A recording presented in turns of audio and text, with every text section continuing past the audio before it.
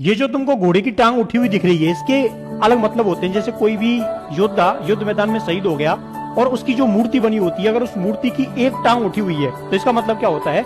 इसका मतलब होता है कि वो योद्धा युद्ध मैदान में घायल हुआ और बाद में उसकी मृत्यु हो गई युद्ध मैदान से बाहर।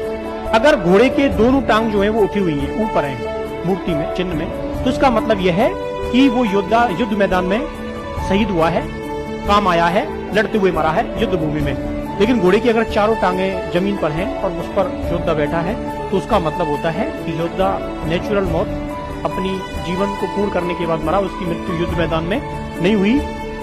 तो इसके अलग अलग प्रतीकात्मक चिन्ह होते हैं, इसके सिंबल होते हैं। इसका मतलब होता है कि किसी भी घोड़े के पैर अगर ऊपर है, एक पैर ऊपर है, दो पैर ऊपर है, तो उसका एक मतलब होता है अगर दोनों पैर ऊपर हैं और उस पर योद्धा बैठा हुआ है तलवार को लिए हुए, तो उसका मतलब है वो युद्ध मैदान में शहीद हुआ था, युद्ध मैदान में युद्ध करते हुए मारा गया था। तो इनके अलग अलग प्रकार हैं जो आपको पता होने चाहिए कि आखिर उसका मतलब क्या होता है।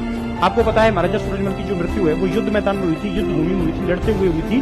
तो इसका सिंबल क्या होना चाहिए? इसका उनकी जो मूर्ति बनती है उसके दोनों पैर जो है वो ऊपर होने चाहिए, हवा में होनी चाहिए, और उन पर उनकी जो प्रतिमा है, मूर्ति है, वो होनी चाहिए। इससे पता चलेगा कि उनकी मृत्यु जो है वो युद्ध मैदान में युद्ध लड़ते हुए हुई है, ना कि एक पैर ऊपर होना चाहिए कि युद्ध मैदान में घायल हुए और फिर बाहर आके मरे।